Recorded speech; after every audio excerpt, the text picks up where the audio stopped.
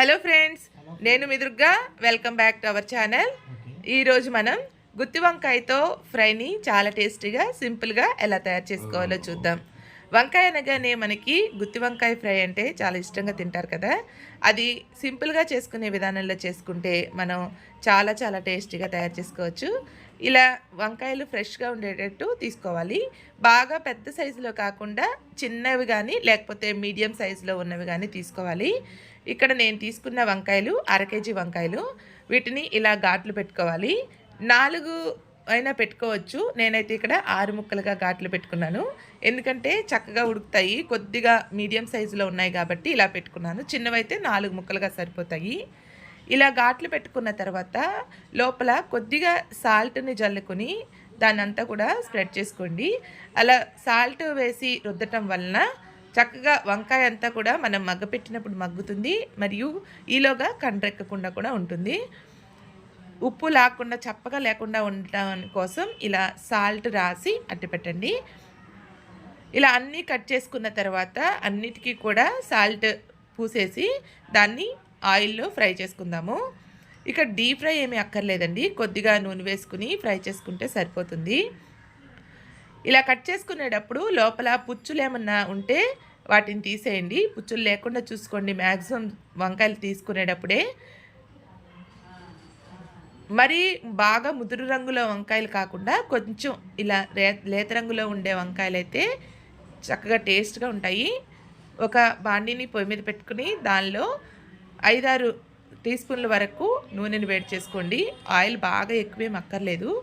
దానిలో మనం ఉప్పు పెట్టుకుని అట్టు పెట్టుకున్న వంకాయల్ని వేసేసుకోండి. ఇక్కడ సాల్ట్ పెట్టుకునేటప్పుడు మాత్రం బాగా ఎక్కువ పెట్టుకోకండి. మామూలు కర్రీకి ఎంత సాల్ట్ పడుతుందో దానికంటే కూడా కొద్దిగా తగ్గించే దానిలోకి అప్లై చేయండి.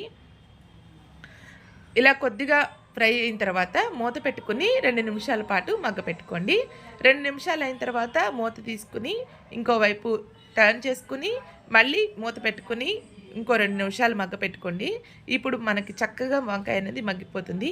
ఈలోగా మసాలా ప్రిపరేషన్ కోసం ఇంగ్రీడియంట్స్ అన్నీ కూడా రెడీ చేసుకుందాం. దీనికోసం 1 స్పూను ధనియాలు, 1 స్పూను జీలకర్ర, కొద్దిగా ఎండు కొబ్బరి ముక్క, నువ్వులు, కొద్దిగా మినపప్పు, ఎండుమిర్చి, కొంచెం శనగపప్పు, కొద్దిగా వెల్లుల్లిపాయ తీసుకుందాం. వీటిని చక్కగా ఫ్రై చేసుకుని గ్రైండ్ చేసుకుందాము. ఈలోగా వంకాయలు ఒకసారి చెక్ చేసుకుందాం.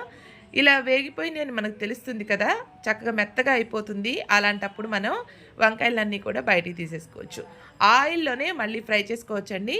ఈలోగా మన తీసుకున్న ఇంగ్రీడియంట్స్ అన్నీ కూడా చక్కగా ఫ్రై చేసుకుందాము. ముందుగా కొద్దిగా వేరుశనగకాయ గుళ్ళు వేసుకోండి.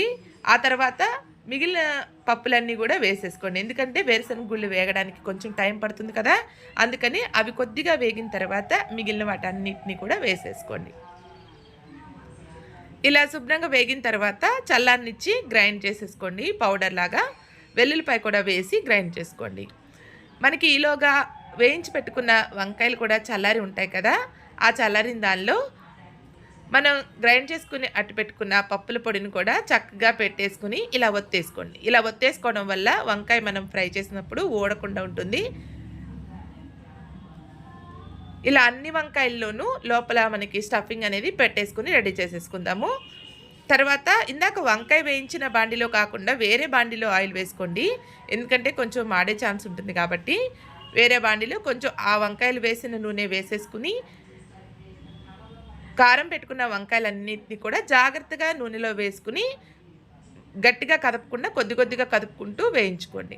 ఒక 2 నిమిషాలు వేగితే సరిపోతుందండి. లో ఫ్లేమ్లో వేయించుకోండి. హై ఫ్లేమ్ పెడితే కారం కదా మాడిపోతుంది. లో టు మీడియం ఫ్లేమ్లో చక్కగా 2 నిమిషాల పాటు అటు ఇటు కదుపుకుంటూ వేయించుకుంటే మనకి వంకాయ ఫ్రై అనేది చక్కగా రెడీ అయిపోతుంది. మనకి కావాలనుకుంటే ఇలాగే ఉంచేసుకోవచ్చు. లేకపోతే కొద్దిగా కారం ఇందాక వేసుకున్నాం కదా, ఆ కారం మిగిలిన కారం మొత్తం కూడా దీనిలో వేసేసుకోవచ్చు. ఇలా కారం వేసుకోవడం వల్ల రైస్లో కలుపుకోవడానికి మరియు వంకాయ పైన కూడా కారంగా చాలా బాగుంటుంది. ఇలా చేస్తే వంకాయ తినని వాళ్ళు కూడా చాలా ఇష్టంగా ఈ వంకాయ ఫ్రై అనేది తింటారు.